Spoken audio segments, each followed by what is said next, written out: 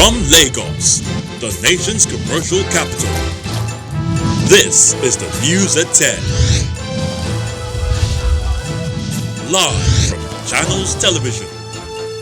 Reporting tonight, Amarachi Ubani.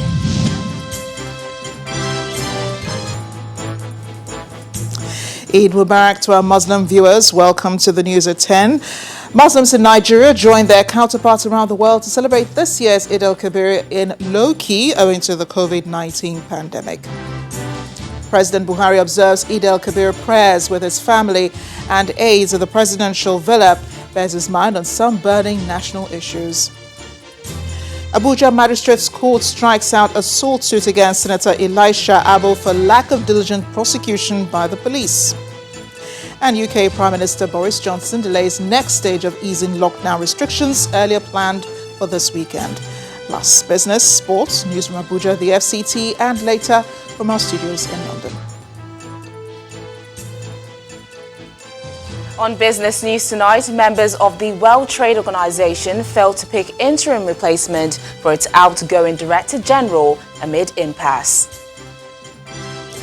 On sports news tonight, Super Eagles forward Victor Osimhen completes club record transfer from Lille to Italian Serie A side Napoli. And from Abuja, Ebonyi State Governor Dave Umahi tests negative for COVID-19 about 4 weeks after going into isolation after contracting the disease.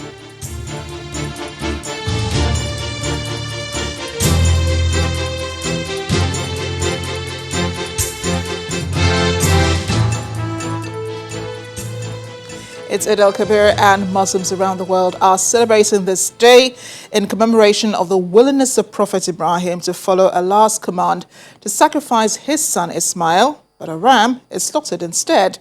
The festival is usually celebrated in grand style, with Muslim faithful gathering in large numbers at prayer grounds to commemorate the day. But this year it is celebrated on low-key due to the COVID-19 pandemic, as many countries caution against large gatherings and breach of COVID-19 protocols. Saudi Arabia has banned the annual Hajj, during which Muslims from around the world gather in Mecca for pilgrimage. The country only permitted 10,000 foreigners working in the kingdom to perform the Hajj this year. Here in Nigeria, the president, his family members, and some of his aides joined the Eid al-Kabir celebration by observing the Eid prayers within the presidential villa in Abuja. President Muhammadu Buhari and the first family observed all the physical distancing protocols during the prayers with a clear distance and margin between them. And on the sidelines of the celebration, the president seized the moment to comment on his administration's fight against corruption and other burning national issues. Our correspondent, Kayla Negwa, reports. In line with the advisories from the Nigerian Supreme Council for Islamic Affairs and the Presidential Task Force on COVID-19, President Muhammadu Buhari observed Eid al-Kabir prayers with his family and aides at the State House, Abuja.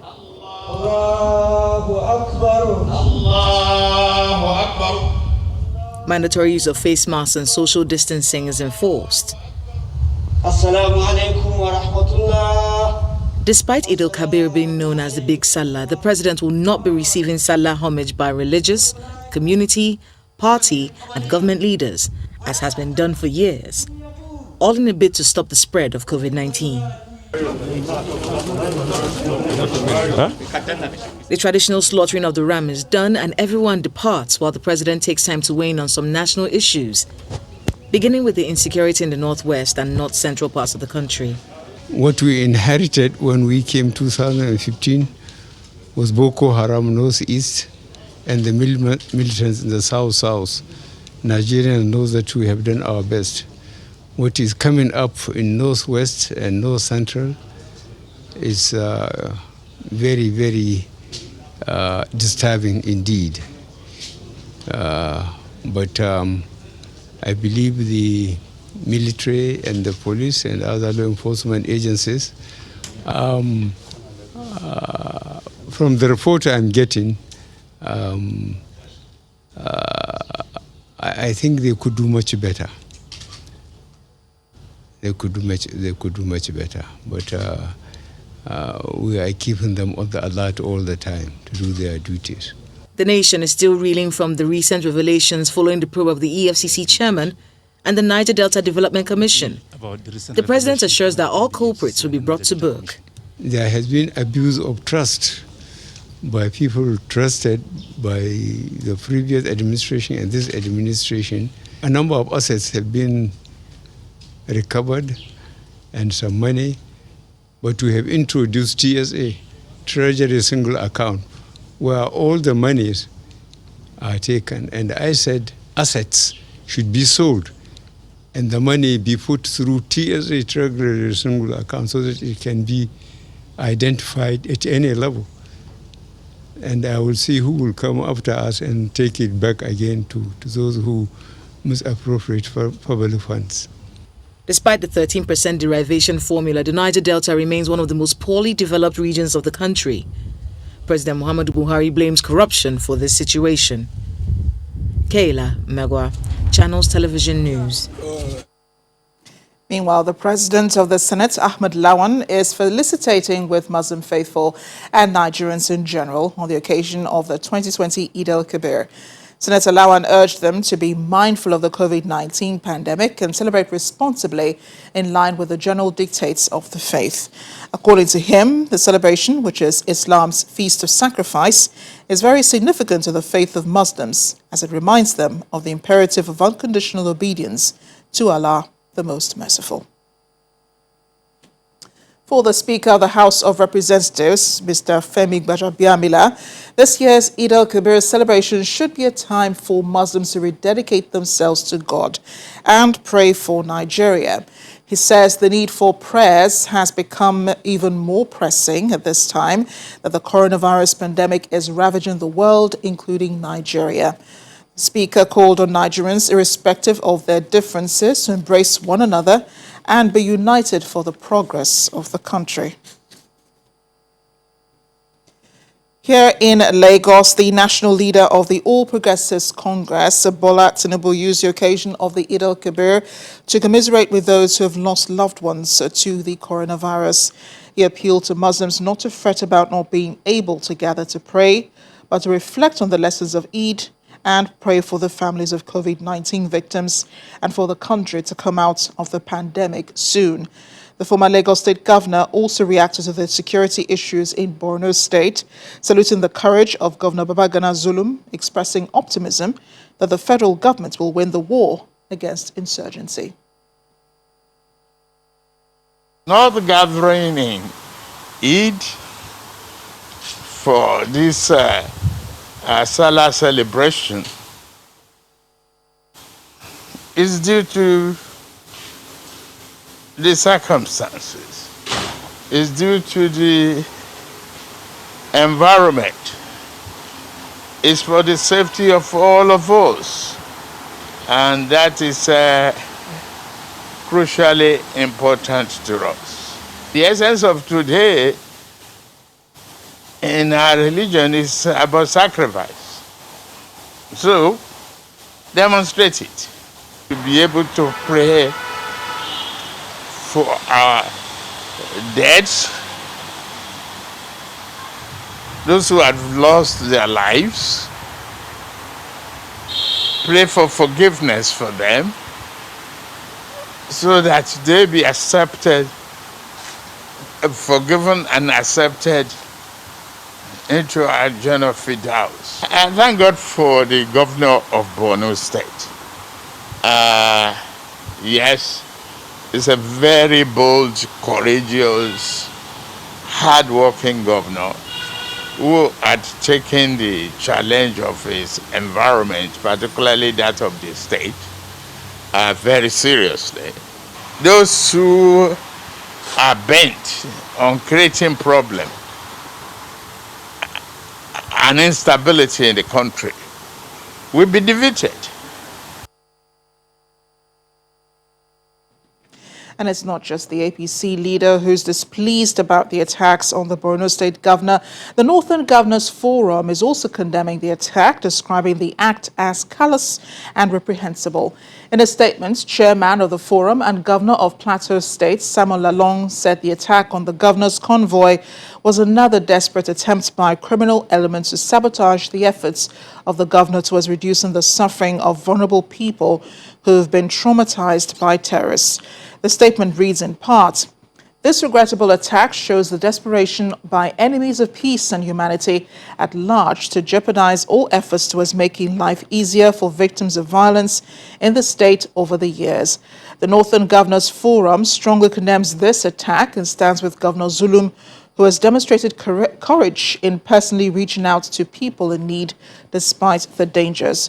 The group is asking the governor not to be deterred as he keeps working with security agencies to protect the lives and properties of the people.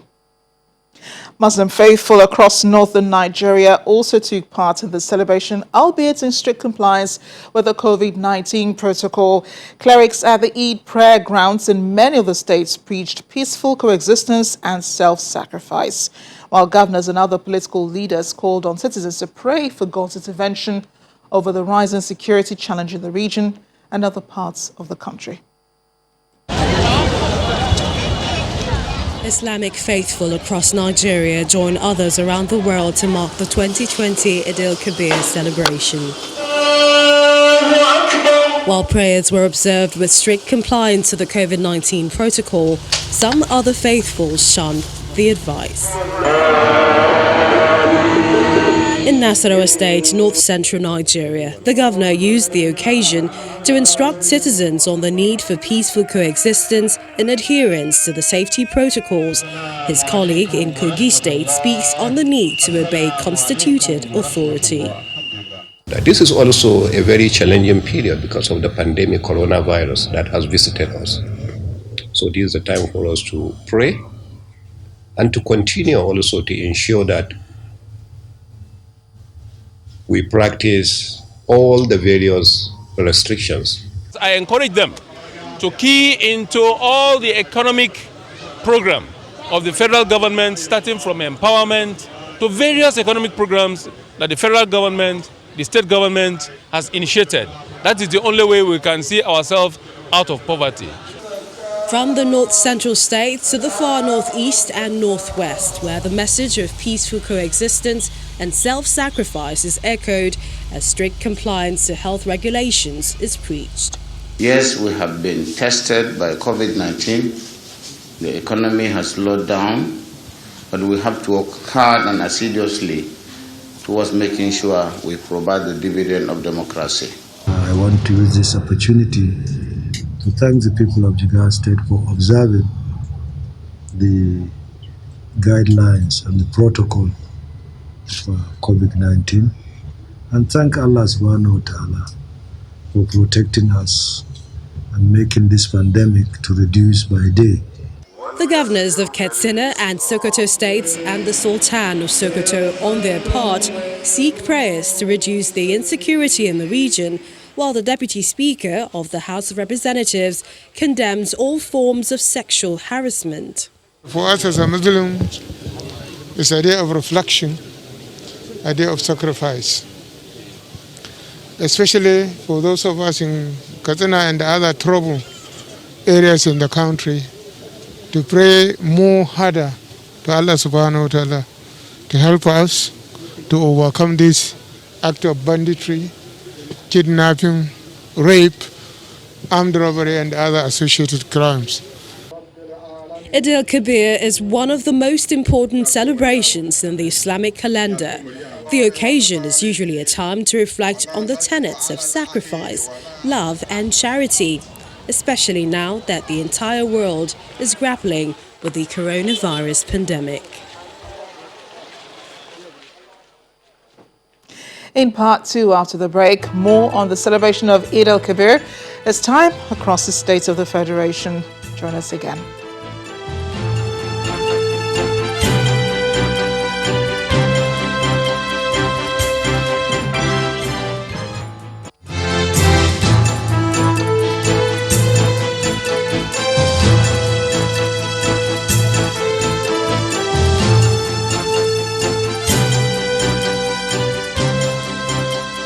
Welcome back. If it has joined us in watching the news at 10 live on Channels Television Lagos, a reminder of our top stories. Muslims in Nigeria joined their counterparts across the world to celebrate this year's Eid al-Kabir in low-key owing to the COVID-19 pandemic. President BUHARI observes Eid al-Kabir prayers with his family and aides at the presidential villa, bears his mind on some burning national issues. Abuja Magistrates Court strikes out assault suit against Senator Elisha Abbo for lack of diligent prosecution by the police. And UK Prime Minister Boris Johnson delays next stage of easing lockdown restrictions earlier planned for this weekend. Plus, business, sports, news from Abuja, the FCT, and later from our studios in London.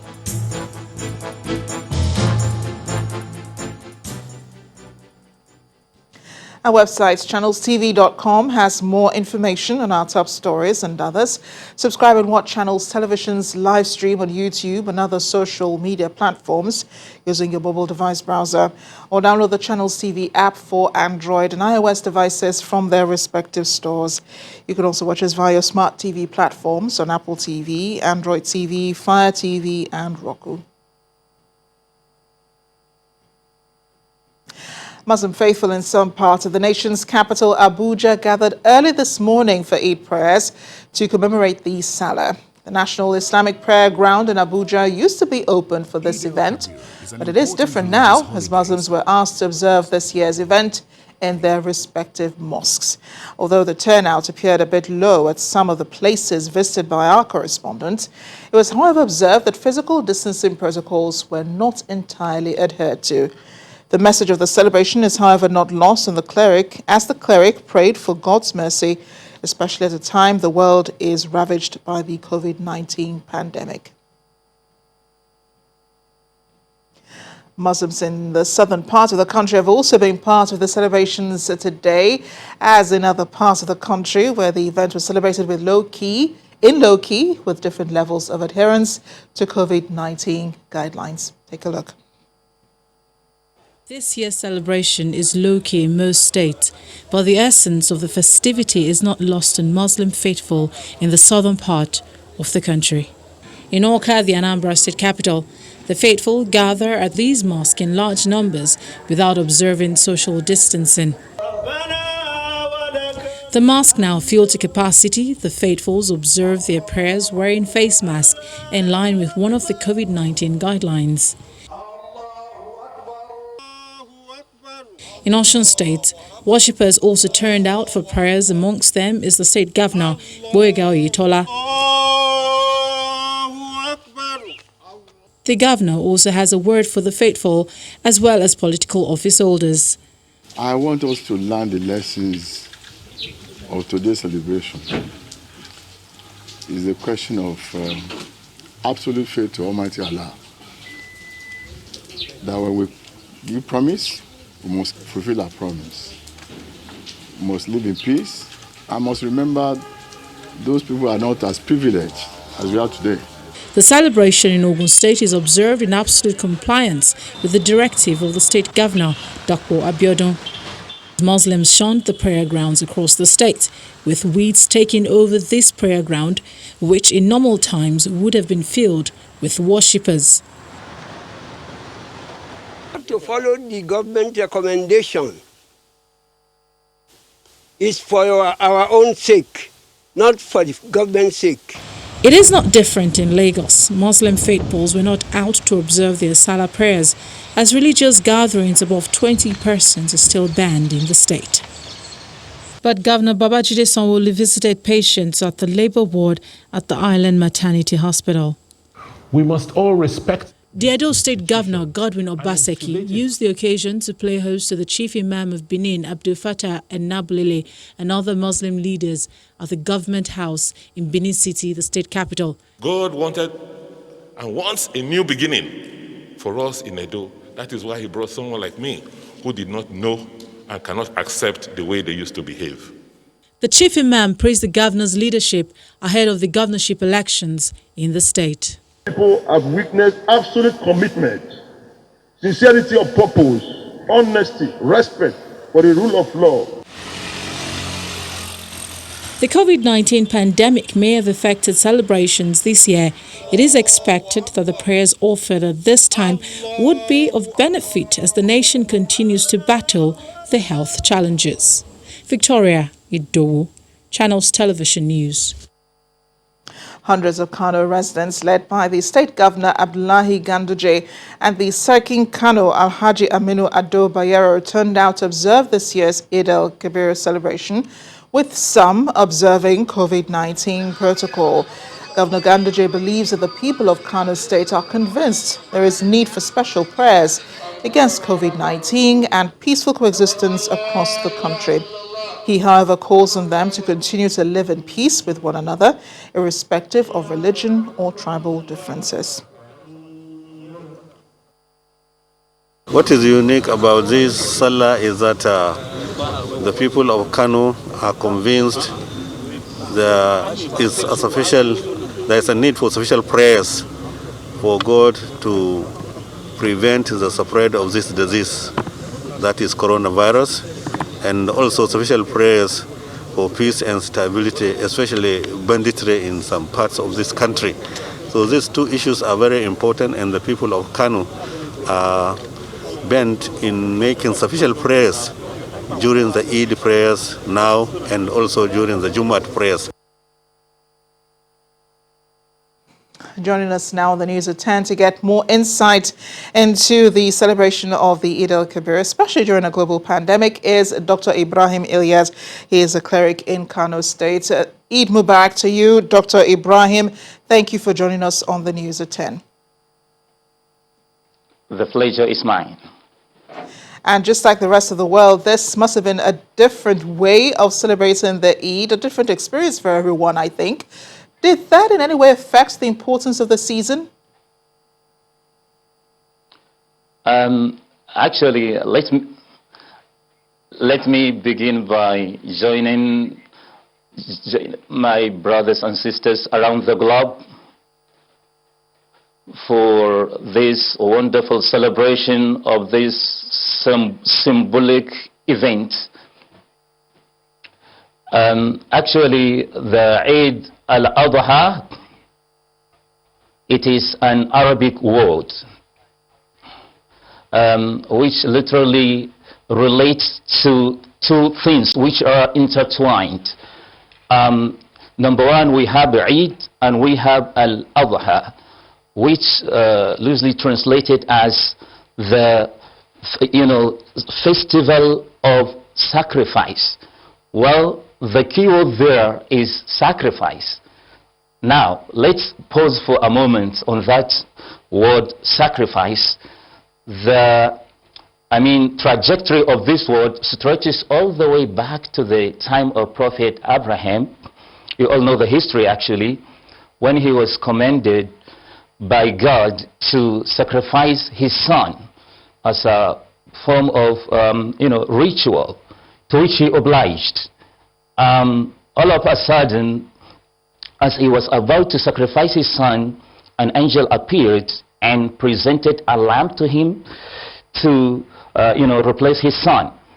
Okay, to commemorate this intervention, Muslims are enjoined annually to make a sacrifice of at least an animal, depending on the size of your bank account or of your pocket, but at least it should be a lamb.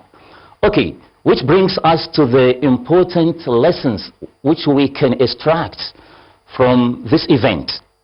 Number one, we have sacrifice being exemplified by Prophet Abraham. He had actually demonstrated an extraordinary sample of resilience and sacrifice by, sacrificing his son. And Allah subhanahu wa ta'ala decided to test the strengths of his faith and determination by doing that. So, right from what we are enjoined to sacrifice, we are asked to make sacrifice out of it. So, a Muslim, once he slaughters an animal, 1/3 of the animal is to be consumed by his family, and the remaining will be distributed to the needy and to the poor. Number three, we are living in a nation that is bedeviled with wide range of challenges right now.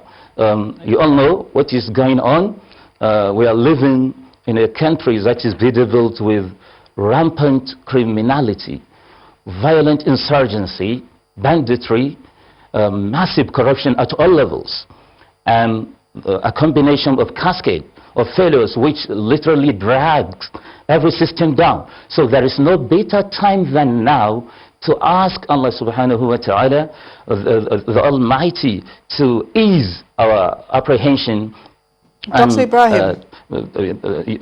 Yeah. Dr. Ibrahim, I really do appreciate, the lessons you're giving us about Dr. Ilyas, do beg your pardon. Thank you for giving us that brief lesson, on this, the celebration itself and, why Muslims are celebrating at this time. But would you consider the COVID-19 pandemic we're in now as, a situation in which Muslims do have to sacrifice some of their freedom, as depicted by the analogy you're giving there with what happened with the prophets and the sacrifice? You see, Islam has never been at war with science and technology. It has always, for over 1400 years, it has always tried to establish its relevance, its compatibility with science. And 1400 years ago, the noble prophet of Islam, Muhammad, peace be upon him, demonstrated some guidelines which Muslims should follow in the event of any pandemic, including COVID-19. For example, he instructed his companions to stay where they are when there was any case of, in any case, whenever anyone is grievously afflicted with any pandemic. This is number one. So this is an Islamic version of lockdown by telling them to stay where they were. And if you examine the teachings of Islam closely, you will see that Islam is a religion based on some five, fundamental pillars. Prayer is just being one of them, and Muslims are enjoined at least to pray 5 times. They have to undergo some certain protocols, some rituals, which involves washing hands, and for women involves wearing masks. So I can tell you today, many Muslims have managed to be compliant with those safety guidelines enforced by the government, and in many ways the effort of government succeeded in restricting or in trying to ensure the safety of the populace. So the celebration was quite fantastic, was quite symbolic, and Muslims have always been guided by the teachings of the Quran to always respect the advice of professionals in any field. In this case, doctors are the professionals, so we have to respect what they tell us about COVID-19, and we have always been compliant on that. Dr. Ibrahim Ilyas, thank you again for joining us on the News at 10, a cleric and lecturer of Islamic Studies at the Maitama Sule University in Kano. Eid Mubarak to you and, of course, to your worshippers. Eid Mubarak to you as well. Thank you. When the News at 10 returns, we have stories on COVID-19, plus members of the World Trade Organization failed to pick interim replacement for the WTO's outgoing Director General. That's on Business News. Please join us again.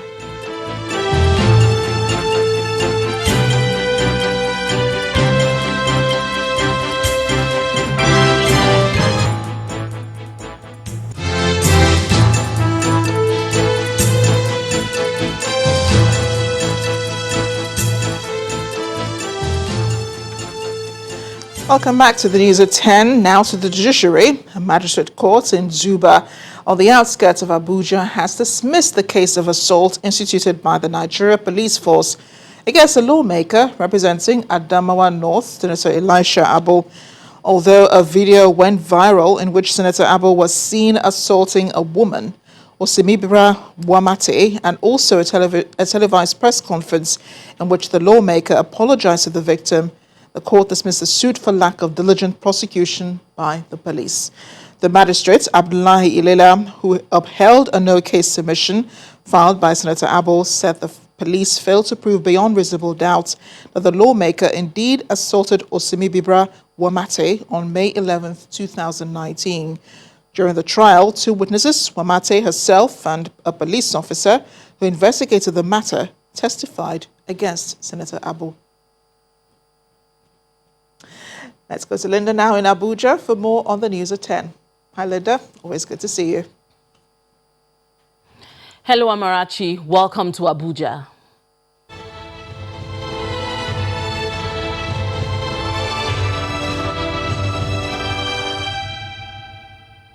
We begin with the good news from Ebonyi State, where Governor Dave Umahi has tested negative for coronavirus.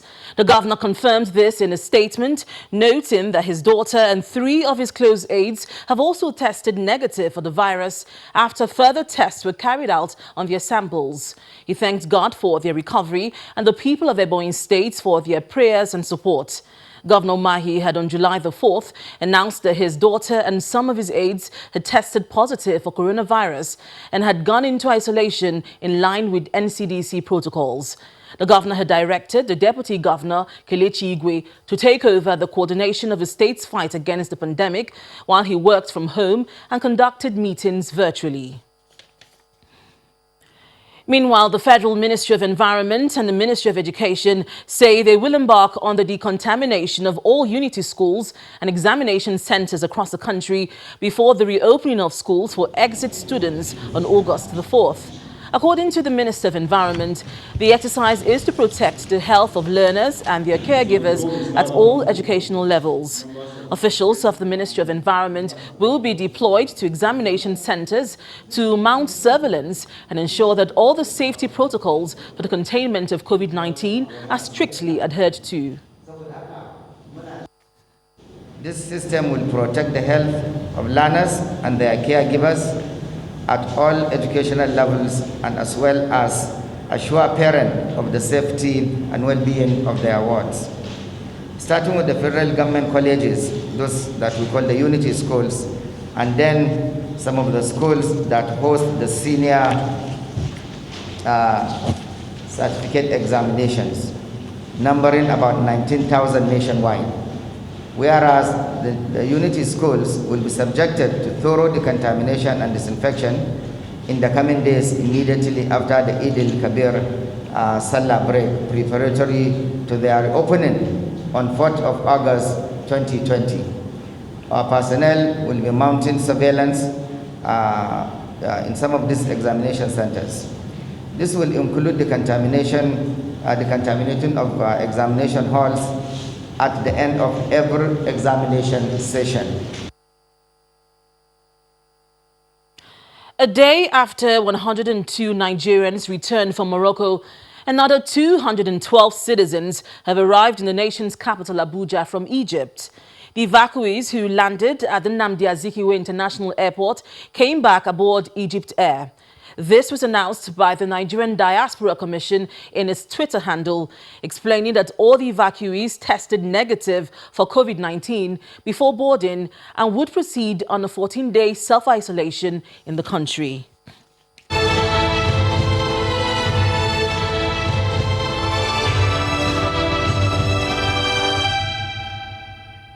To politics now.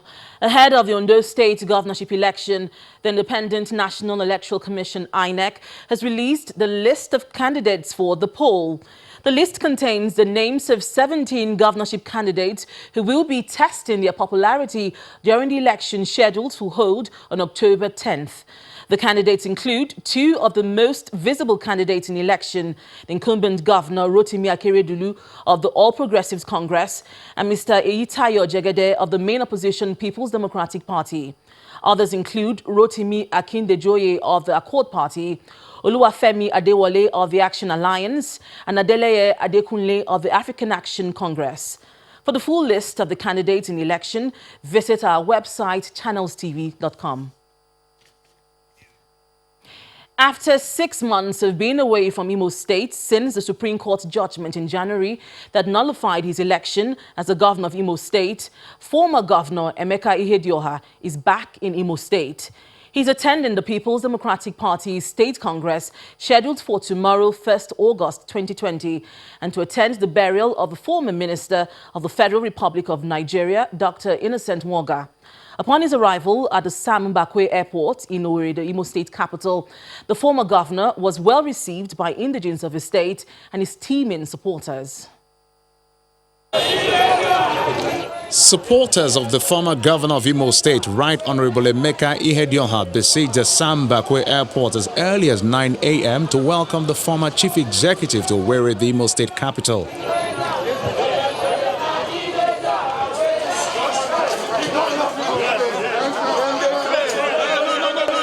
From the airport, his convoy moves to the city, where a cross-section of the people wave at him.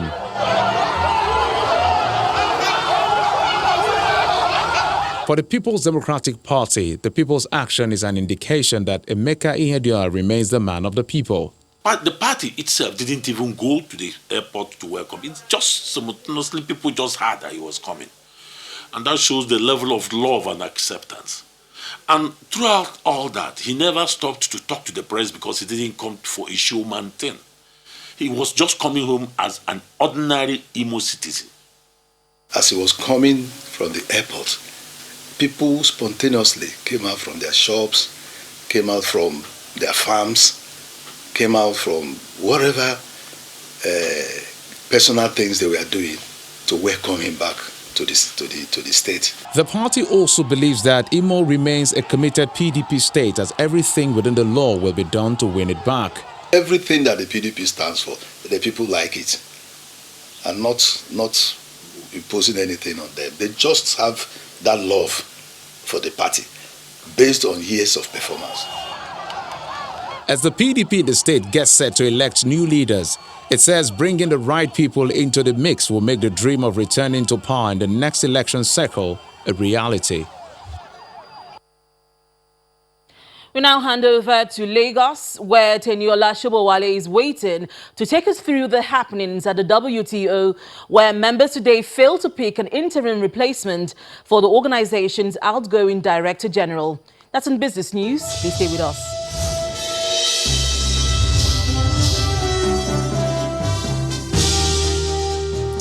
Thanks, Linda. Welcome to Business News. The move to select an interim leader for the World Trade Organization hit a brick wall today as members failed to reach a decision for a candidate out of the 4 deputy director generals. In a statement released today, the WTO says the impasse means that 4 likely candidates from Nigeria, China, Germany, and the United States will maintain their current roles. The Geneva-based intergovernmental organization mentions that its outgoing Director General, Roberto Azevedo, expressed his disappointment at the latest development. Meanwhile, the WTO's 164 members would be invited to select 4 preferred candidates in the first round, running from September the 7th to the 16th, and must agree on a final replacement for the outgoing leader by November. Well, the International Monetary Fund has approved a new central bank transparency code after extensive consultations with relevant stakeholders. This follows the directive of IMF's executive board in April last year on the need to update the 1999 Monetary and Financial Policies Transparency Code and bring it in line with the recommendations of the 2017 Joint Review of the Standards and Codes Initiative. Latest statement from the IMF says that the CBT would be applicable to all its member countries, including less developed economies, on a voluntary basis. The CBT is a manual used by central banks around the world to guide their transparency, strengthen accountability, and ensure more effective policy outcomes. A latest survey by the Organization of Petroleum Exporting Countries shows that its oil output climbed by more than 1 million barrels per day in July, the biggest increase since April this year. This comes after Saudi Arabia and other Gulf members ended their voluntary extra supply curbs on top of an OPEC-led deal, and other measures made limited progress on compliance. The survey further indicates that the 13-member oil-producing countries delivered 5.74 million barrels, which is equal to 94% compliance in July, compared to revised 111% compliance in June. OPEC and its allies had agreed to cut of 9.7 million barrels of crude oil, or 10% of global output, from May the 1st, with OPEC's share of the production cut put at 6.08 million barrels per day. And that's Business News Tonight. It's back to Amarachi for the rest of the news at 10.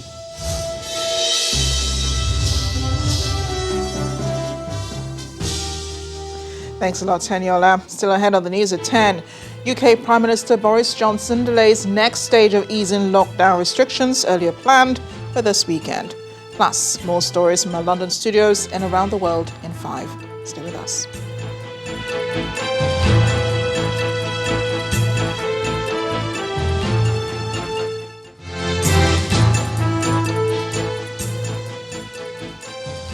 Welcome back. British Prime Minister Boris Johnson has put on hold easing of lockdown restrictions in the UK.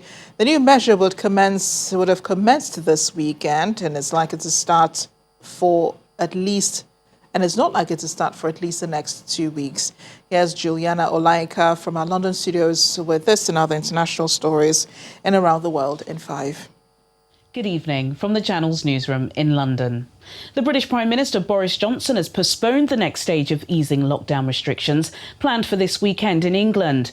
The new measures would have seen the return of casinos, bowling alleys, skating rinks, indoor performances and wedding receptions for up to 30 people.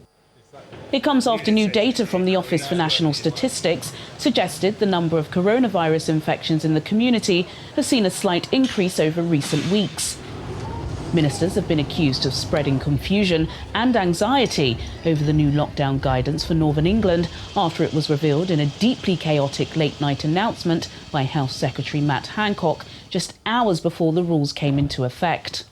Our assessment is that we should now squeeze that brake pedal in order to keep the virus under control.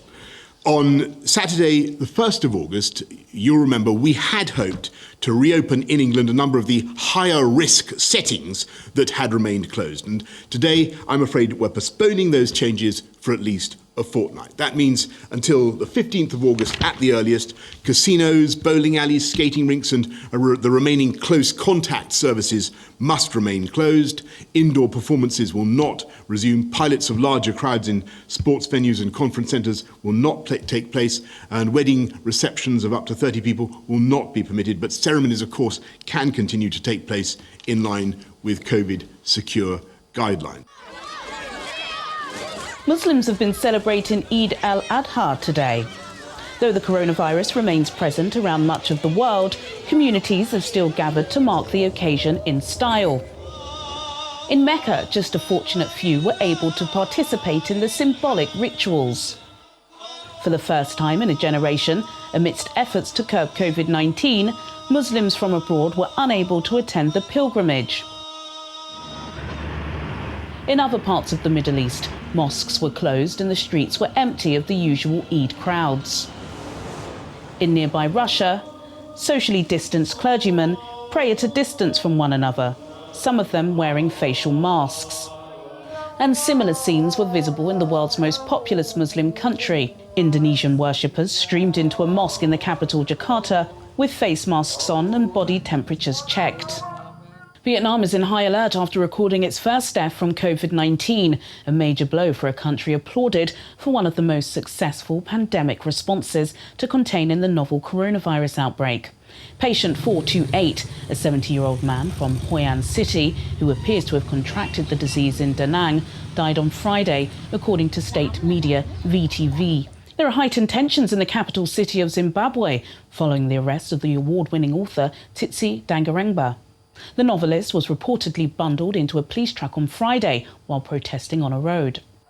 Earlier in the day, police had outlawed the demonstrations, warning that anyone attending will only have themselves to blame. Security forces have increased patrols to stop anti-government protests called by activists over corruption and economic hardship. 3 policemen have been arrested following the deaths of 2 protesters killed last weekend in the Iraqi capital, Baghdad.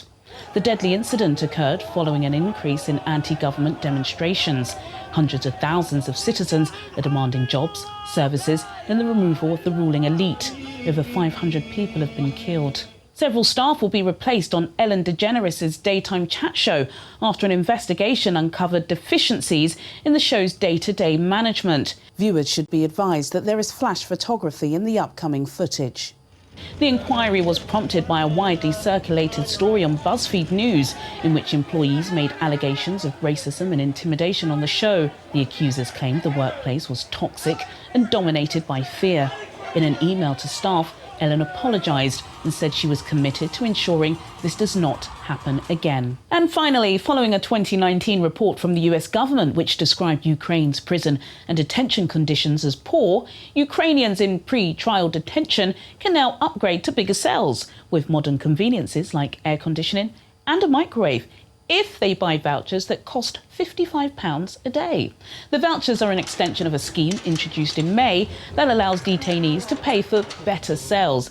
They make it easier to apply and move to a new accommodation. The head of Amnesty International Ukraine, Oksana Polachuk, has criticised the new move and said justice should not be commercialised. And that's your international news around the world in 5.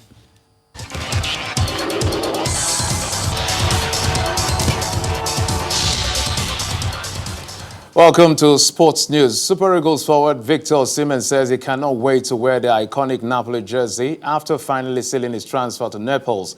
The 21-year-old joins Napoli from League One side Lille for a reported club record of €70 million after scoring 18 goals in 38 matches in his only season in France. Osimhen started his career with Ultimate Strikers Academy in Lagos before going on to play for Wolfsburg and Charleroi. Another Super Eagles player, Joe Aribo, is in the news for something great after being named Rangers FC Young Player of the Season. Aribo scored 9 goals and recorded 8 assists in all competitions in his debut season. The 24-year-old also won Rangers Goal of the Season award for his strike against Sporting Braga in the Europa League. And Chelsea manager Frank Lampard has confirmed the availability of N'Golo Kante and Willian for Saturday's FA Cup final with Arsenal. Kante has not played for the Blues since coming off with a hamstring problem during their 3-0 win over Watford on July the 4th, while Willian missed last week's victory against Wolves with an unspecified injury. And that's it on news, and that's on Sports News at this time. Thank you for watching.